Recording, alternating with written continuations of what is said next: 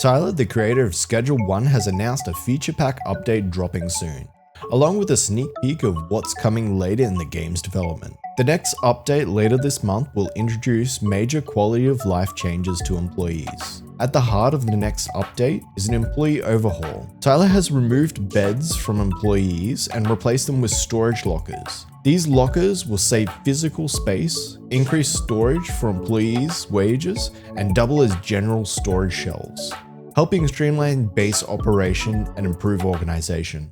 So today I'll be replacing the bed, well at least modeling the locker that'll be replacing the bed. So yeah, I think the bed probably takes up a little too much space for each employee, so I'm going to be replacing it with a metal locker, which will be a bit more compact. It'll work the exact same as the bed, just be a bit more space efficient. I need to change the code a little because at the moment the employees expect to be assigned to a bed, but this is not a bed, and attaching a bed script to this is just a bit of a messy solution.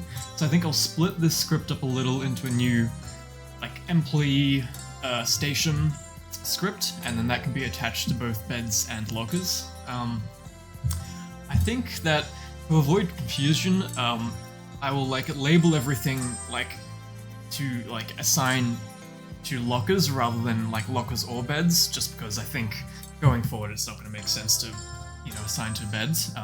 Taylor has also introduced item filtering for handlers, giving players more control over logistics. With blacklist and whitelist options, players can now fine-tune what items handlers interact with, making resource management more strategic and efficient. And this next update that I'm working on now, which will include the lockers, as well as item filters for handlers and some other improvements to employees, will probably I'll have it in beta sometime next week, and then fully released hopefully towards the end of next week.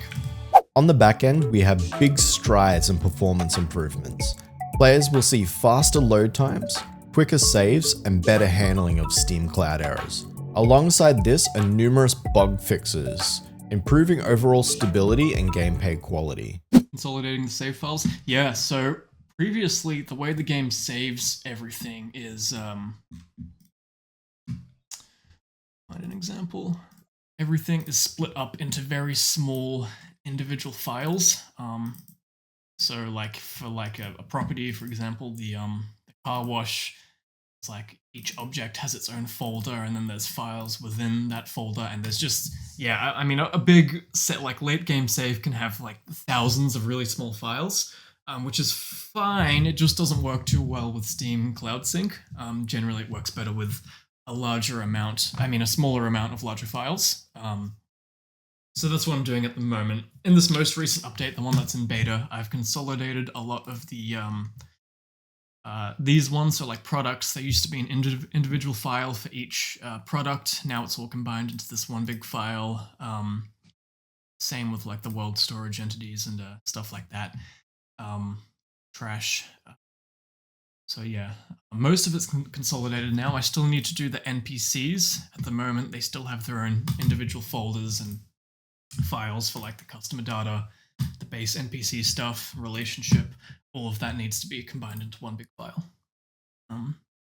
So that's what that is, and that should hopefully be done in the next update. And that'll mean basically faster saving, faster loading, less errors with Steam Cloud syncing.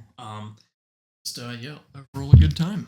If you've liked this video so far, please give it a like, and don't forget to subscribe to the Katie Gentleman for future updates. Perhaps the most community-focused change is the launch of the new in-game voting system, allowing players to help guide the future of Schedule 1. During the month of May, players can vote in-game on which major feature should be developed next: Shroom production, Cartel expansion, or police expansion. This voting system will continue to be part of Schedule 1's development cycle moving forward, giving players a direct voice in the game's direction. Here is what we know about the voting options. A new product type, Shrooms, and change to the product forms like edibles, rocks, powders, and pills. A major Cartel update is coming, where rival Cartel members will ambush players, shake down dealers, and launch raids on your properties. In turn, players will be able to intercept Cartel deals, steal supplies, and unlock a new mansion property. There'll be Cartel cartels to fight with eventually? Yes, the cartel will be coming. That's definitely a that'll be one of the first options for the first feature vote. So the options will be Shrooms, police expansion, or cartels. Those will be the 3 options. And I need to set up the in-game voting system, which I will do at some point this month, and I'll do that vote hopefully in the first half of this month. I'd like to get properly to work on the next big update once this employee update's done. The upcoming police expansion will bring more realism and tension to the game. As players increase their street rank, police response will also scale, introducing better armed officers, helicopters, and mechanics like bribery and breaking into the police station to retrieve confiscated goods. Will the police get harder? Yes. I'm going to do a police expansion at some point that will include probably different levels of police activity as you progress through the game. So you'll start with just the local cops, and then if you reach a certain level with you're making big moves in town, maybe they'll bring in the DEA or the fictional equivalent. That'll step up the police activity. There'll be a police helicopter at some point. I just need to expand the map a little first. But yeah, the police will be a lot more of a much more formidable force in the future. And there'll also be other options for interaction, like bribery, getting dirty cops, that sort of stuff. So yes, that will be expanded. Looking ahead for future updates, we have 2 mini-games. The first takes players to Randy's fishing hut at the docks, where you can catch and sell fish, or catch random items like mixed ingredients or a rare chance of gold. Yes, so more mini-games coming. The first one will probably be fishing, because, everyone loves a good fishing mini-game. Yeah, you'll just be able to catch fish, maybe sell them down at Randy's fishing hut. Maybe you could catch some other stuff as well. Maybe a brick of cocaine could be a rare drop, something like that. So yeah, first up will be fishing, and then I'll add some more mini-games in the future. The second is a forklift loading minigame, where players will move pellets onto vehicles for profits. There's actually a fully functional forklift in the game that I added early on back when I was you used to have to be able to pick up pallets of items and load them onto your trucks, which was cool. It was just a little tedious. So there's a fully functional forklift that I spent like 2 weeks on, and I'd like to use that at some point. So maybe I'll make some sort of forklift minigame where you get to load pallets and shit, and you get paid some cash for it. Tyler is also adding new weapons, including semi-automatic firearms with a higher rate of fire and larger magazines, as well as more melee options like a golf club. Plan on adding more guns? Yeah, I do actually. So at the moment there's the revolver, which is like the cheap option, and then the M1911. I do want to add like another semi-auto gun with maybe more ammo, more rounds in the per magazine, faster fire rate, maybe less damage, but that will be probably the next gun. Also more melee weapons as well. I want to add I don't know. I'm sure there's plenty of options for the golf club. That'd be a fun one. Golf club, maybe a bull noodle, good stuff like that.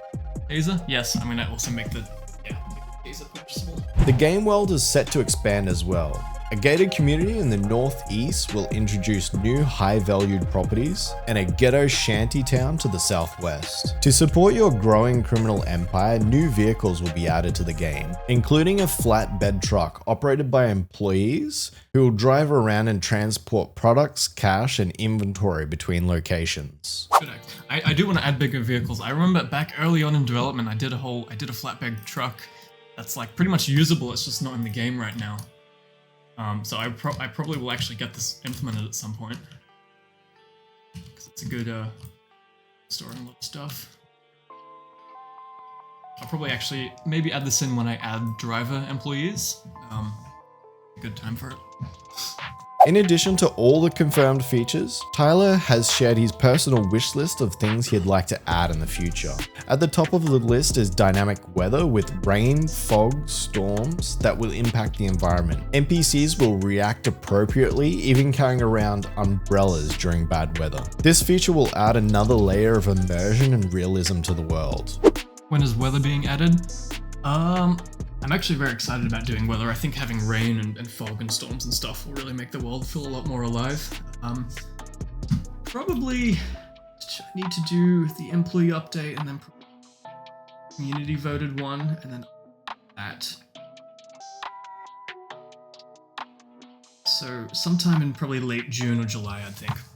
Tyler is also looking to expand the development team by making his first key hire, a professional gaming artist to help create in-game visuals and assets. Thinking of hiring more devs onto the team? Yes, I am actually. Probably the first person I'd like to bring on is an artist, just because I am mostly a programmer, that's what I'm best at. I can get by with art, kind of, but I'm not particularly great at it.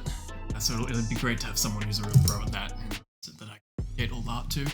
And this is just the start of the roadmap for Schedule 1. With tons of updates on the way, the future's looking pretty awesome for everyone. If you've liked this video so far, please give it a like and don't forget to subscribe to the KD Gentleman for future updates.